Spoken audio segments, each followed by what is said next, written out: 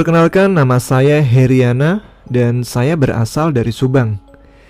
Saya ingin bercerita sebuah cerita mistis ketika saya mendaki ke Gunung Ciremai via Linggarjati. Cerita ini berawal dari ajakan sepupu yang ada di Cirebon. Waktu itu dia baru selesai ujian semester dan dia diberikan izin untuk liburan oleh ayahnya atau paman saya. Kebetulan waktu itu saya juga sedang libur kerja. Setelah berkemas dan menyiapkan logistik, saya berangkat ke Cirebon sekitar jam 2 siang. Singkat cerita, sampai di Cirebon sekitar jam 7 malam. Dan saya pun beristirahat di Cirebon pada malamnya. Oh iya, nama sepupu saya Dani. Saya dan Dani mengajak teman yang lain. Kami berencana mendaki dengan 3 orang teman si Dani. Sekitar jam 9 malam, saya beserta Dani menemui 3 teman lainnya. 3 orang itu terdiri dari 2 wanita dan 1 laki-laki. 2 cewek namanya Fani dan Susi, dan yang pria bernama Mas Nana. Kebetulan Nana ini bisa dan mengerti dengan hal yang tak kasat mata. Setelah kami berkumpul dan membahas pendakian esok hari, dan akhirnya kami sepakat untuk mendaki di pagi hari. Kami pun langsung berkumpul di rumah Dani karena rencananya jam 4 subuh kami akan berangkat ke Kuningan. Singkat cerita, kami pun mulai berangkat dan sampailah di Kuningan sekitar jam 7 pagi. Lalu kami langsung ke desa Cilimus. Kebetulan kami waktu itu naik mobil pick up dan berencana menitipkan mobil di rumah teman Mas Nana. Sekitar jam 8 pagi, kami kembali packing ulang barang bawaan, sementara Dani mengurusi Maksi. Dan sekitar jam setengah 9, kami mulai pendakian.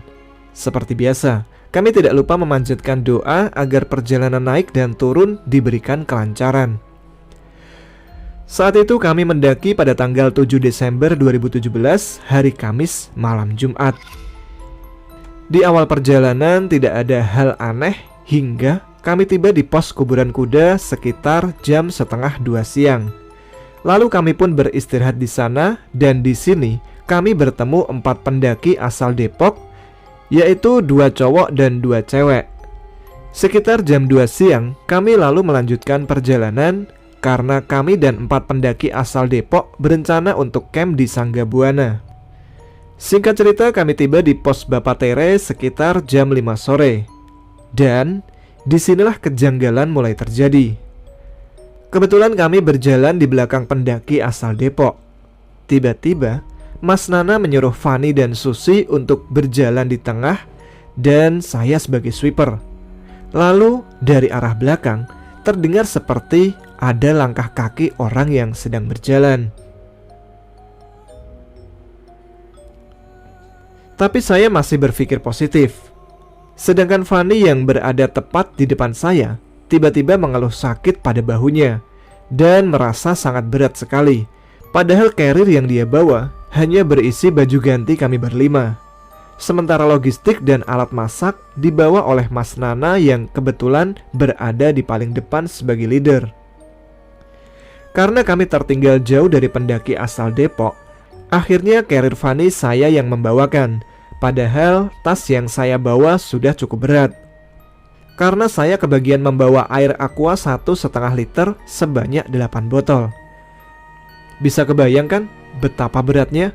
Sedangkan air minum di perjalanan kami siapkan 3 botol 600 ml. Akhirnya kami dan Fani pun tertinggal di belakang dan saya mulai mendengar suara yang aneh-aneh. Begitu juga Fani. Tapi kami berdua tetap tidak memperdulikan hingga kami tiba di pos Batu Lingga sekitar setengah 7 malam. Dan saya pun merasa kaget karena Mas Nana, Dani dan Susi sudah memasang tenda. Begitu juga dengan pendaki asal Depok. Lalu saya pun bertanya kepada Mas Nana, dan jawabannya sangat mengejutkan. Dia berkata alasan mendirikan tenda di Batu Lingga karena ada yang ikut dengan saya dan Fani.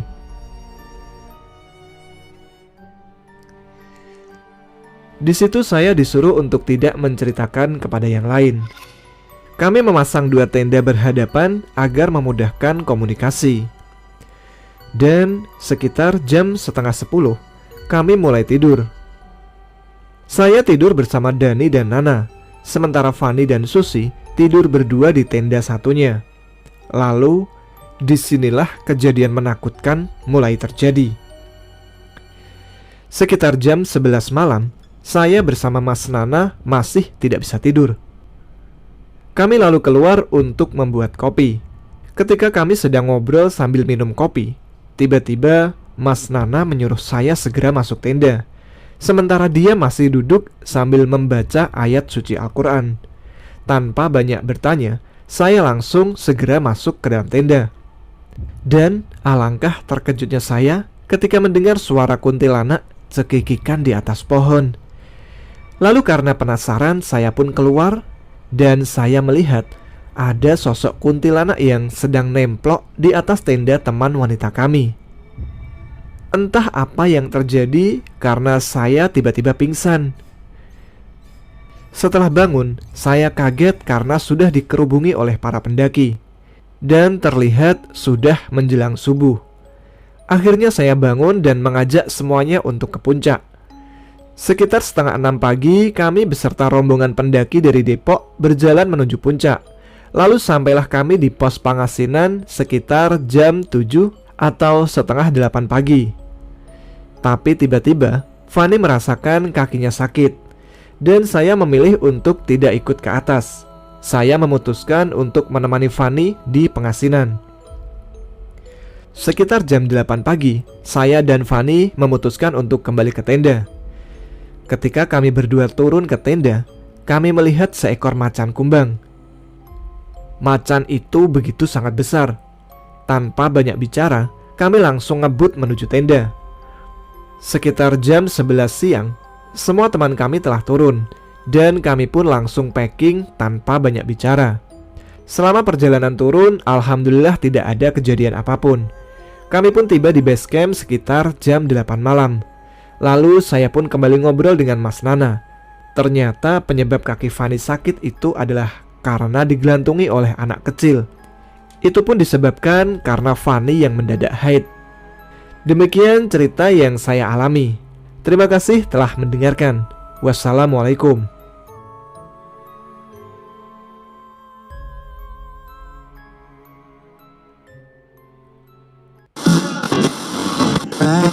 Free socks.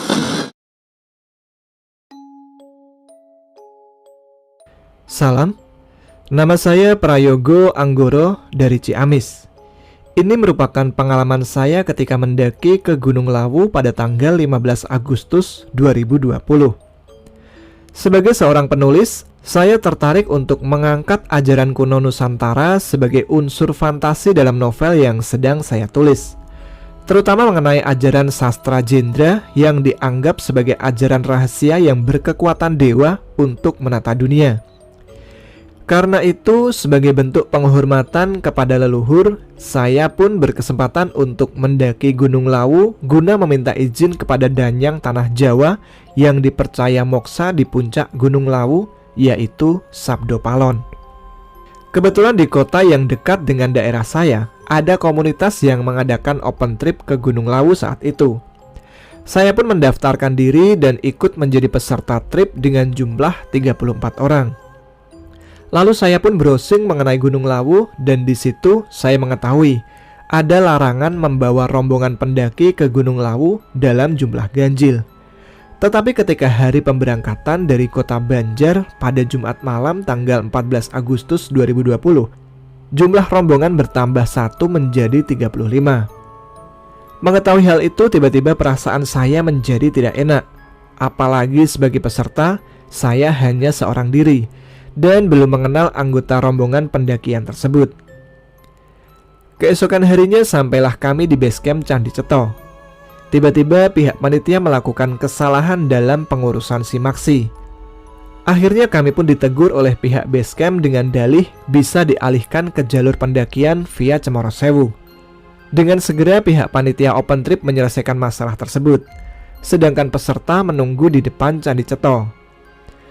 Setelah semua selesai, pendakian dimulai dan kami dibagi ke dalam 4 kelompok.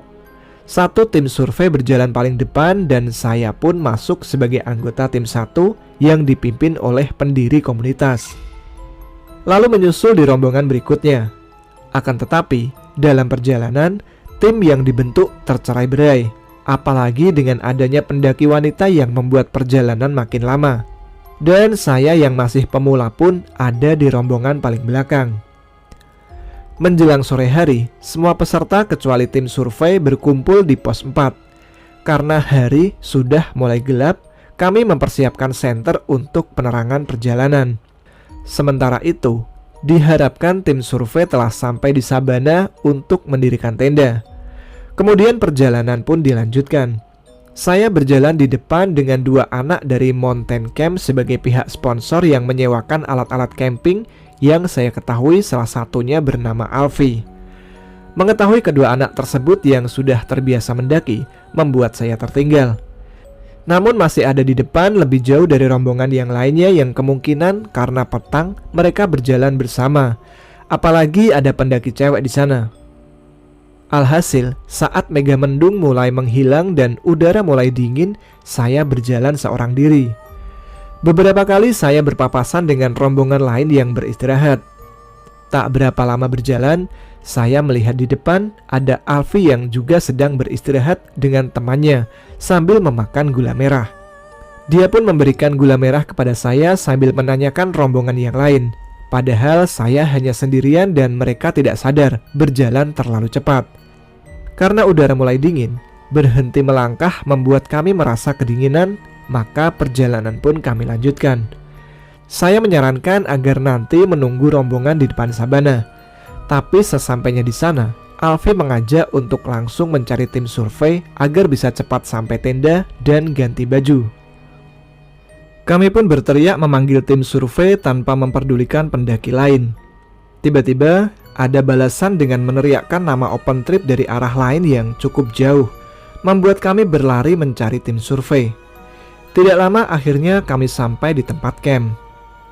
Sesampainya di tempat camping, anggota tim survei masih ada yang mendirikan tenda dan ada yang mulai memasak untuk makan malam.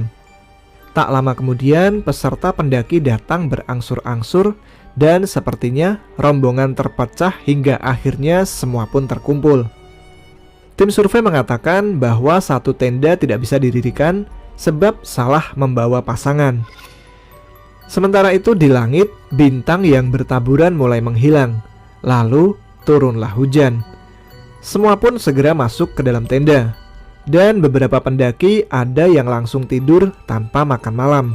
Padahal panitia masih sibuk memasak persiapan makan malam.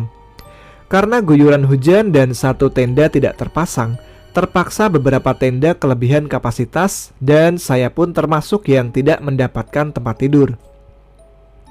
Kak Zaldi sebagai leader mencoba mencari solusi, sementara panitia yang lain sibuk membagikan makanan ke setiap tenda. Hujan belum juga berhenti dan udara semakin dingin. Saya pun memilih untuk tidur di tempat sebelumnya digunakan untuk memasak di antara 2 tenda yang dihubungkan suite sebagai atap dan masih terbuka di salah satu sisinya.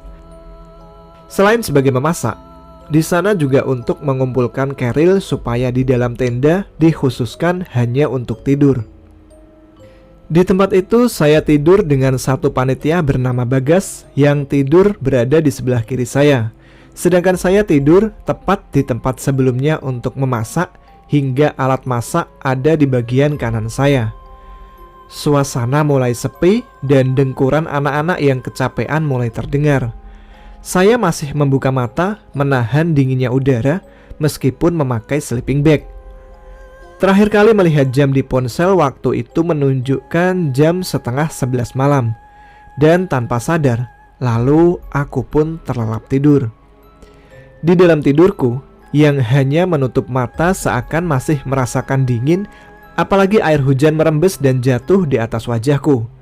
Saya pun tidur secara tengkurap hingga tanpa disadari, kesadaran saya masuk ke dalam mimpi. Mimpi yang saya alami seakan nyata. Saya bertemu seperti sosok Semar Mesem yang tergambar di sebuah keris kecil yang pernah saya lihat ketika bertemu seorang musyafir dan dia pun berniat memberikan Semar Mesem itu untuk saya. Tapi di sana saya menolak dan mengatakan tidak tertarik dengan hal mistis. Sosok Semar Mesem itu menyampaikan sesuatu yang membuat saya merasa tidak sanggup menerima amanatnya. Pikiran saya mengatakan bahwa ini hanyalah mimpi dan saya harus bangun dari tidur. Akan tetapi, saya tidak bisa terbangun. Saya melarikan diri dari sosok Semar itu dan tiba-tiba pikiran saya merasa pernah mengalami mimpi yang sama sebelumnya. Saya tidak bisa bangun tanpa ada yang membangunkan, atau mendengar suara dari dunia nyata yang membuat saya terbangun. Mimpi itu pernah saya alami sebelumnya ketika mengikuti studi tur waktu SMA di tahun 2010 ke Candi Borobudur dan Keraton Yogyakarta. Saat malam harinya ketika tidur di hotel, waktu itu saya bisa bangun dari mimpi karena mendengar suara teman sekamar saya yang memang belum ada yang tidur. Beberapa anak sedang mengerjai saya yang sedang tidur pulas seperti orang mati menurut mereka. Padahal saya sedang mimpi buruk. Dan kali ini di Gunung Lawu, mimpi itu terulang kembali. Bahkan sosok Semar itu mengatakan bahwa sudah takdirnya saya akan kembali bertemu dengannya. Dan kali ini menurut Semar itu saya sendiri yang datang untuk menemuinya. Saya pun berteriak menyangkalnya dan saya tidak bermaksud bertemu dengannya lagi. Saya hanya penulis dan saya hanya mencari inspirasi di Gunung Lawu. Sebuah mimpi yang terasa panjang dan melelahkan. Akhirnya saya terbangun ketika mendengar seorang peserta yang bangun karena kelaparan. Anak itu peserta yang berasal dari Padang dan memang merantau di kota Banjar. Karena anak Padang tersebut, saya bisa bangun dan dia menanyakan makanan. Lalu saya memberitahu bahwa di sini ada makanan dan kebetulan dia makan. Maka saya bisa masuk tenda sebab kedinginan, bergantian dengan anak itu. Anak Padang yang saya lupa namanya itu membolehkan saya tidur di tempatnya. Waktu itu baru jam 12 malam. Ketika saya keluar untuk pergi ke tenda si anak Padang, saya dibuat takjub melihat langit yang penuh bintang dan hujan telah berhenti. Meskipun dinginnya angin menerpa, tak menghalangi saya untuk menikmati keindahan malam yang sunyi sambil memeluk sleeping bag sementara yang lainnya telah tertidur. Beberapa meteor pun terlihat dan tiba-tiba dari atas bukit saya melihat cahaya terang dan terdengar suara seperti sosok yang muncul di dalam mimpi saya. Saya pun kaget dan ketakutan, lalu berlari ke dalam tenda lagi. Barulah di dalam tenda saya merasa kedinginan dan menggigil seakan mengalami hipotermia. Saya pun meminta bantuan Ijul, anak di dalam tenda, untuk memeluk saya dan tidak lama kemudian si anak Padang kembali masuk tenda dan dia pun kedinginan. Perlahan saya tertidur pulas hingga terbangun kembali sekitar jam 3 pagi untuk melakukan summit. Sebelum melakukan perjalanan summit menuju puncak, panitia membuat lemon tea untuk bekal perjalanan dan kebetulan saya membawa satu termos kecil untuk diisi lemon tea. Baru sekitar jam 4 pagi perjalanan dimulai. Salah satu peserta cewek ada yang terkilir hingga perjalanan terhambat dan fajar mulai menyingsing ketika memasuki sabana kedua. Rombongan pun mendokumentasikan waktu terbitnya matahari. Kemudian saya yang masih merasa kedinginan mengambil termos dan meminum lemon tea. Tiba-tiba saya dikagetkan dengan pemandangan yang menakjubkan tapi juga seram. Ada seekor harimau putih di bawah pohon pinus yang berada di dekat jalur. Dan saya yang tadinya ada di belakang berlari ke depan sambil berteriak kecil. Semua anak keheranan dan sebagian ada yang menertawakan saya. Tapi saya tidak berani bercerita dan saya ikut tertawa dan ngeles, cuma cari sensasi. Setelah melewati sabana kedua dan mendaki bukit kecil hingga akhirnya memasuki Pasar Dieng. Di sana saya kebelet kencing dan berlari menjauhi jalur. Kak Yosep yang bertugas sebagai sweeper berteriak memanggil saya untuk tidak keluar jalur, tapi saya membalas teriakannya untuk kencing. Setelah selesai, saya pun berjalan ke depan untuk memotong jalur. Saya tersandung sesuatu dan hampir jatuh, yang untungnya ada pohon cantigi sebagai pegangan. Saat saya menoleh ke bawah melihat apa yang membuat saya tersandung, ada sebuah batu yang terlukis sebuah trisula. Batu itu seperti terkikis semacam relief dan sebuah cahaya kecil muncul membuat saya merasa silau dan lagi-lagi suara Semar yang hadir di dalam mimpi saya terngiang dan mengucapkan sebuah kalimat yang tidak saya pahami. Namun ada kata yang tidak asing seperti Trisula Weda dan Sastra Jendra, seakan keduanya memiliki hubungan yang sama. Setelah itu, saya berlari mendengar teriakan memanggil saya. Saya berhasil memotong jalur dan bertemu Kak Zaldi di depan. Tiba-tiba saya merasa mual dan muntah, tapi karena perut kosong tidak ada yang keluar kecuali air lemon tea. Sesampainya di Hargo Dalem, anak-anak membeli sarapan di warung Boyem.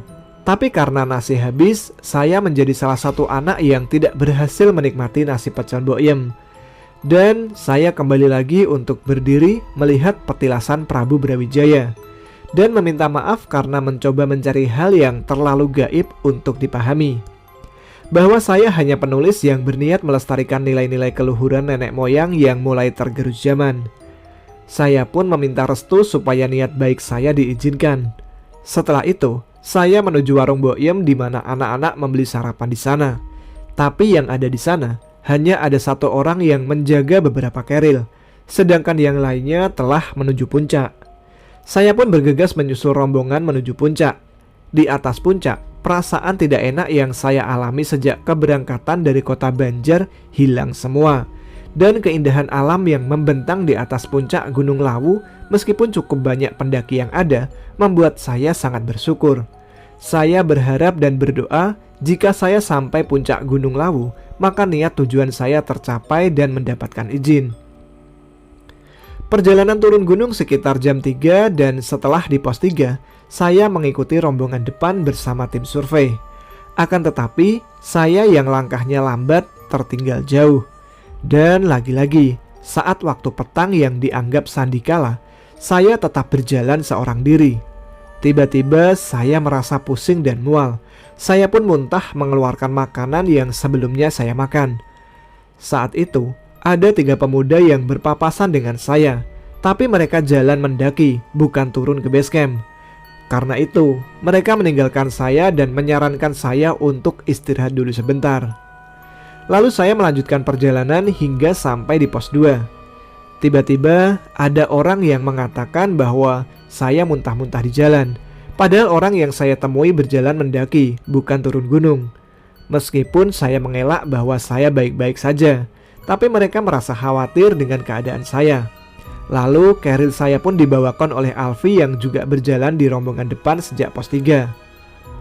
Sesampainya di base camp sambil menunggu yang lainnya, saya mendekati area Candi Cetho sendirian untuk mengganti baju karena kedinginan. Sekali lagi, saya melihat sosok Semar bagai siluet cahaya di atas Candi Cetho, dan dia mengatakan sesuatu yang seakan sebuah peringatan. Setelah pendakian tersebut, saya mencoba browsing mengenai sosok Semar dan Sabdo Palon yang digambarkan memiliki peranan sama sebagai tokoh spiritual di tanah Jawa. Jadi, mungkinkah Sabdo Palon adalah sosok Semar tersebut? Sang Danyang Tanah Jawa yang akan kembali setelah 500 tahun kepergiannya menjelang tutup tahun, mengingat di HUT RI ke-75 berdekatan dengan Tahun Baru Suro tahun 1954. Sekian pengalaman mistis yang saya alami ketika mendaki ke Gunung Lawu. Terima kasih untuk teman-teman yang telah mendengarkan.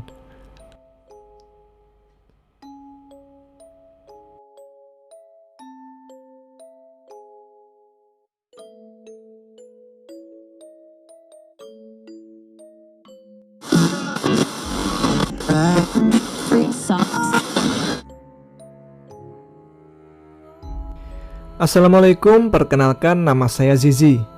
Saya mau menceritakan pengalaman saya sewaktu melakukan pendakian gunung pertama saya pada tahun 2006. Dari beberapa gunung yang pernah saya daki, di Gunung Butak inilah hal yang paling saya suka dan bagi saya tidak akan terlupakan. Oh iya, nama teman-teman saya akan saya samarkan karena sebagian lupa nama aslinya. Blitar, Juli 2006. Waktu itu saya masih kelas 1 SMA. Saya termasuk giat dalam melakukan kegiatan pramuka untuk menyambut Hari Kemerdekaan Republik Indonesia. Biasanya kami mengadakan kegiatan di alam maupun di sekolah. Pagi itu kakak senior saya memberikan pengumuman bahwa akhir Juli ini kami akan mengadakan kegiatan di Gunung Butak. Mendengar itu kami semua sangat senang. Singkat cerita, kami pun bersiap-siap untuk mempersiapkan peralatan dan logistik 2 hari bermalam di gunung. Waktu itu perlengkapan kami tak sebagus sekarang. Ya seadanya gitu. Kami semua berangkat pukul 6 pagi dengan naik truk. Setelah sampai, lalu absen karena banyak sekali peserta waktu itu. Kalau tidak salah sih, ada sekitar 30 siswa dari 4 sekolahan. Dimulailah perjalanan kami menuju Sirah Kencong dengan berjalan kaki. Kami dibagi menjadi beberapa tim dan masing-masing tim ada 6 siswa. Kebetulan tim saya berada di paling belakang dan berjumlah 8 siswa. Tapi di paling belakang juga masih ada kakak senior yang berjumlah 4 orang. Teman-teman satu rombongan saya waktu itu yaitu ada saya sendiri, Isma, Risti, Dewi, Yuni, Angga, dan Ferry. Di sini yang paling lemah fisiknya yaitu Isma. Sebenarnya dia sudah dilarang ikut sama kakak senior karena mereka tahu fisiknya Isma seperti apa. Tapi Isma nangis kalau nggak diajak. Mereka pada takut kenapa-napa karena ini merupakan pendakian pertama kami semua. Setelah berjalan sekitar 2 jam, kami memasuki kebun kopi. Di sini sangat sejuk dan udara semilir agak dingin. Sempat saya berpikir takut karena di pagi hari pun suasana masih gelap. Di situ dari tim yang lain berjarak sangat jauh dikarenakan fisik satu tim kami tidak begitu mendukung. Jadi ya sebentar-sebentar istirahat. Dalam perjalanan hutan kopi itu, saya melihat Isma sangat gelisah. Mukanya terlihat merah dan badannya bergetar. Melihat itu, saya lalu menyuruh teman-teman yang lain berhenti dan memegang tangan Isma. Saya lalu memanggil-manggil namanya. Waktu itu, Isma masih terlihat sadar, tapi tangannya terasa sangat dingin dan matanya melihat ke arah atas tidak berkedip sewaktu kami panggil-panggil. Gak lama, dia pun menyaut. Dia bilang, "Gak apa-apa, lanjut jalan yuk." Kami semua waktu itu tidak tahu kondisi apa itu. Kami lanjut berjalan lagi dan sampailah di Sirah Kencong. Kalau dulu di sini gak ada base camp sih. Jadi kita semua berhenti, makan dan sholat. Karena di situ ada musola, warung dan beberapa rumah-rumah warga. Tepat jam 2 siang, kami lanjut naik dan formasi tetap sama. Kami masih tidak paham dengan keadaan Isma waktu itu. Kami hanya melihat dia terdiam dan jarang bercanda-canda dengan teman-teman yang lain. Dan tibalah kami di kebun teh dengan suasana yang sangat dingin dan indah. Di saat kami menikmati pemandangan kebun teh, kami dikagetkan dengan Isma yang tiba-tiba berjalan sambil menangis lirih dengan pandangan kosong ke bawah. Kami mencoba memanggilnya, tapi dia seperti tidak mendengarkan. Karena kami agak takut, bukan takut karena setan ya. Dulu kami belum paham hal itu di gunung. Yang kami takut dia tiba-tiba pingsan. Risti dan Angga berinisiatif lari turun memanggil kakak-kakak senior yang berada di bawah agak jauh dari tim kami untuk meminta bantuan. Di situ mereka tahu dan paham kalau Isma ternyata kesurupan. Setelah beberapa saat kakak-kakak senior kami melakukan apa kepada Isma, akhirnya dia pun tersadar kembali. Dan kakak senior pun berpesan, "Jagalah Isma, jangan kalian bercanda-canda sendiri." Lalu kami pun mengiyakan pesan dari kakak senior. Setelah itu tidak ada lagi kejadian aneh sampai kami tiba di pos 1. Kami tiba di sana tepat adzan maghrib. Di sana teman-teman kami sudah mendirikan tenda dan ada yang memasak. Malamnya kami pun membuat api unggun dan bernyanyi-nyanyi ria. Tapi dalam suasana gembira itu, tiba-tiba beberapa teman-teman kami yang berada di dalam tenda berteriak-teriak histeris. Salah satu di antaranya adalah Isma. Ada yang berteriak, menangis dan tertawa. Kejadian itu sangat menakutkan bagi saya. Ternyata ada 4 anak yang kesurupan secara bersamaan. Kami semua disuruh untuk membaca Yasin. Ada pula yang memegangi teman kami yang sedang kesurupan agar mereka tidak beranjak dari tempatnya. Dan dari beberapa orang yang camp di situ juga ikut membantu. Selang beberapa menit, semua kembali normal. Beberapa kakak senior nggak ada yang tidur. Pagi harinya, kegiatan muncak, sebagian ikut ke puncak dan sebagian lagi stay di pos 1. Singkat cerita, setelah sampai ke puncak, pada jam 3 sore kami memutuskan untuk turun. Alhamdulillah di jalan tidak ada lagi kejadian-kejadian aneh yang saya tahu. Kami pun berencana ngecamp 1 malam lagi di Sirah Kencong mengingat kami turun terlalu sore. Akhirnya kami mendirikan tenda di bawah kebun teh itu. Setelah kami absen, ternyata ada 4 anak yang belum sampai di tenda. Padahal turun dari pos 1 ke camp hanya butuh 2-3 jam saja. Tapi sampai jam 9 malam, mereka belum juga sampai. Setelah itu diputuskan beberapa kakak senior naik lagi ke kebun teh untuk mencari mereka. 2 jam kemudian, mereka semua kembali. Di situ mereka tidak ada omongan atau cerita apa-apa. Hingga akhirnya kami pulang ke sekolahan. Kakak senior kami bercerita bahwa ketika anak-anak kesurupan itu, ada peringatan dari sosok wanita berbaju putih dengan muka seramnya. Dia terlihat marah-marah menyuruh kami semua segera pergi. Dan ada pula penampakan laki-laki tinggi besar yang berada di pohon sebelah kami mendirikan tenda. Mereka bilang bahwa mereka tidak suka dengan rombongan kami karena ada sepasang teman kami yang mengotori tempat mereka, yaitu berzina di dalam tenda. Dan pulangnya mereka pun diputar-putarkan hingga tidak tahu jalan menuju turun, meskipun sudah berjalan lebih dari 6 jam. Dari sisi cerita Isma, kata dia, dari masuk kebun kopi, dia merasa seperti ada yang menyolek pundaknya. Dia pun disuruh ikut. Isma hanya mengiyakan karena dalam pandangan Isma, yang menyolek dia itu adalah salah satu teman dari kami. Ternyata Isma sudah kesurupan dari kebun kopi hingga ke atas. Tapi sosok yang merasuki Isma itu adalah perempuan cantik dan dia bersifat tenang. Dia merasuki Isma karena suka dengan kecantikan Isma. Karena Isma berparas cantik dan memiliki fisik yang lemah. Juga Isma sering sekali melamun. Sekian cerita dari saya. Mungkin tidak terlalu seram jika diceritakan, tapi sangat menakutkan ketika saya berada di sana dulu. Terima kasih Mas Tama sudah mau membacakan cerita saya. Salam lestari.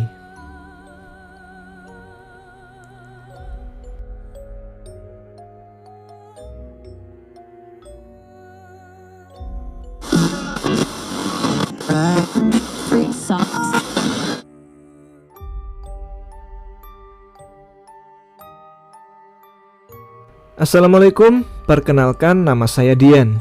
Saya mau berbagi sedikit cerita horor saya waktu naik Gunung Gede secara ilegal via Pondok Halimun Salabinta, Sukabumi. Di sini via Salabinta yang katanya jalur paling susah dan paling angker. Juga jalur untuk konservasi hewan seperti macan yang kayak gitulah. Itu juga katanya sih, saya sendiri kurang tahu persisnya. Cuman dengar-dengar sempat ada yang hilang di sini. Waktu itu kita mendaki pada tahun 2014.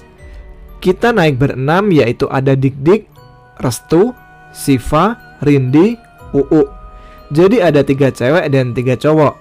Kami ketika itu masih kuliah semester 5.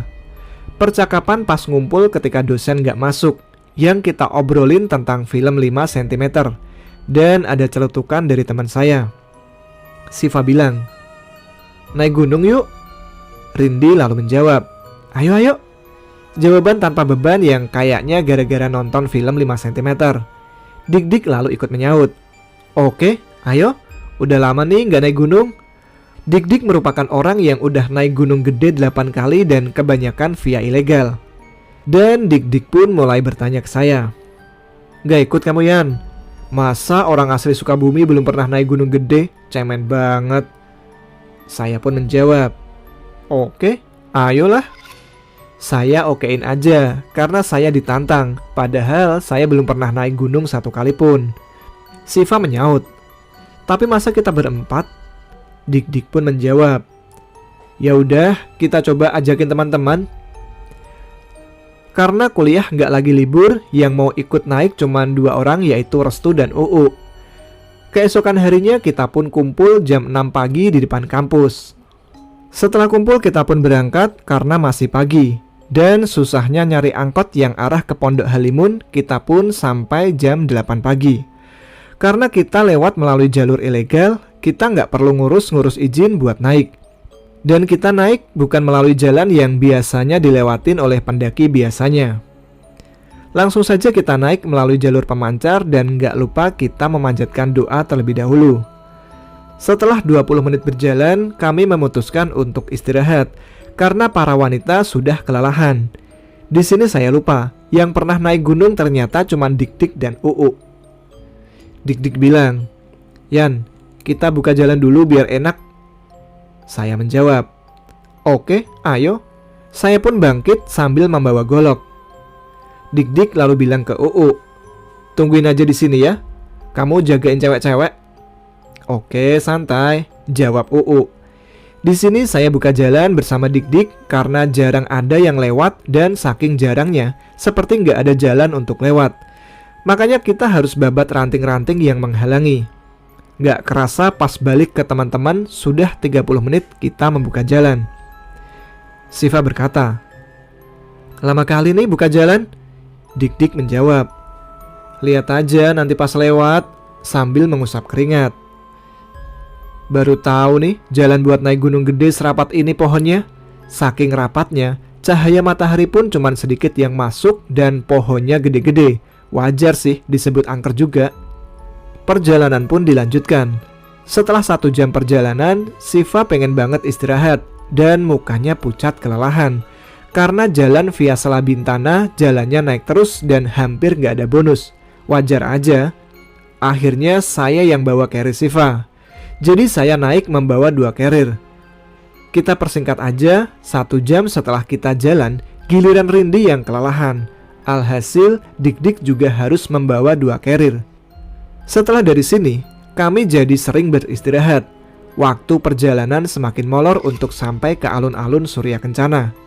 Karena di sini kita baru setengah perjalanan. Disinilah situasi mulai horor. Waktu menunjukkan telah jam 5 sore. Sebelum sampai Jalan Ciletik, saya dengar suara gamelan komplit dengan alat musik tradisional lainnya.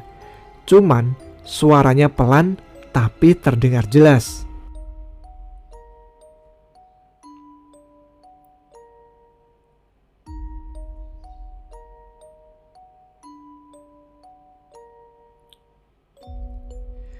Formasi kami saat itu, Uu berada di depan untuk membuka jalan, lalu ada Restu, Siva, Rindi, Dik-Dik, kemudian saya yang berada paling belakang. Nggak lama dari itu, "Dik, denger nggak?" Dik-Dik menyaut. "Denger apaan?"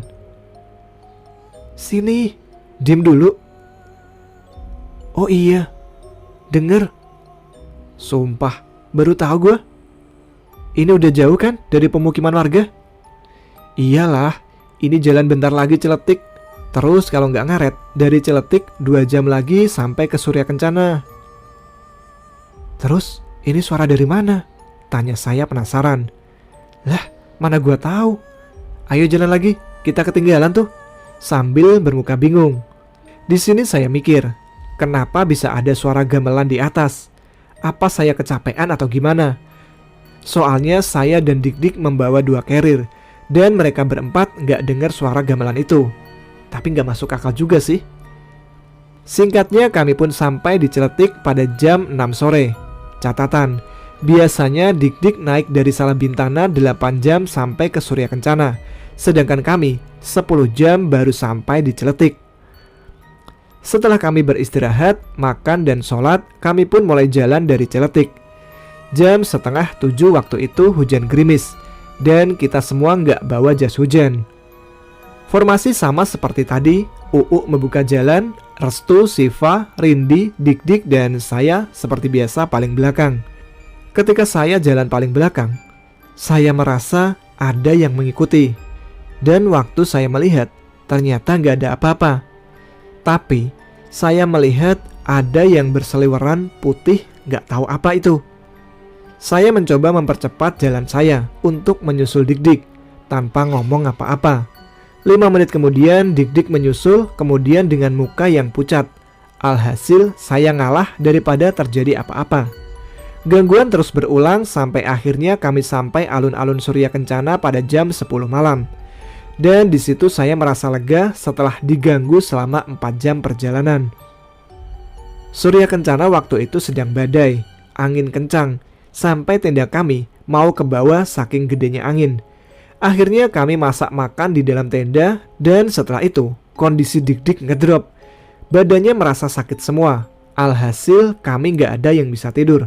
Dan baru bisa tidur pada jam 4 pagi, karena Dik-Dik udah mulai baikan pada jam 4 subuhnya. Singkat cerita, kita bangun pada jam 11 siang.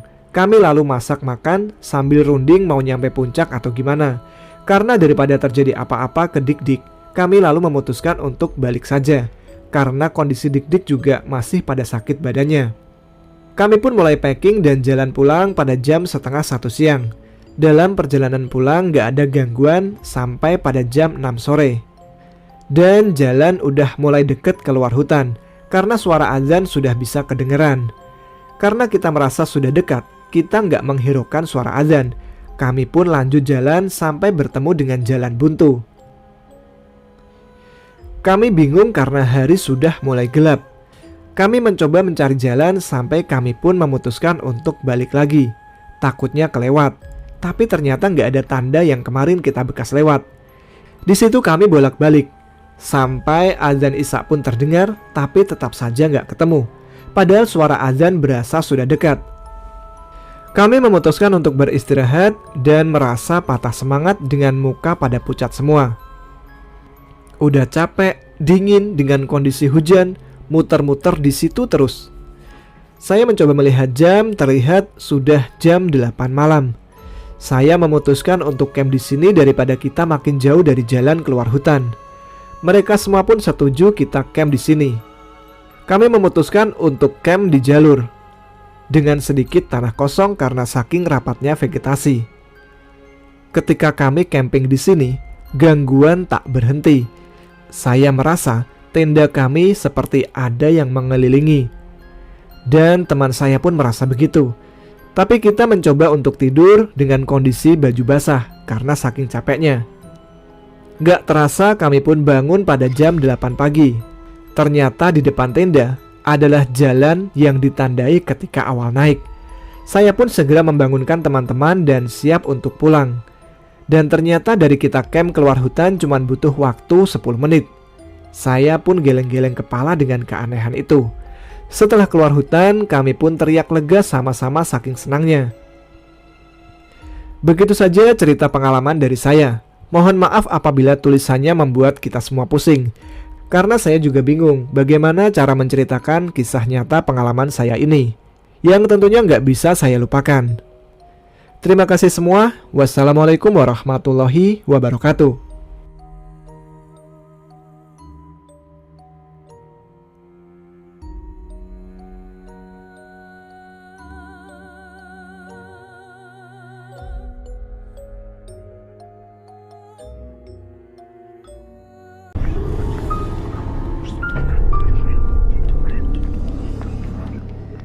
Terima kasih kepada teman-teman yang telah mengirimkan kisah mistisnya kepada kami. Terima kasih juga kepada teman-teman pendengar Radio Horor Indonesia. Sekian siaran kami malam ini. Berjumpa lagi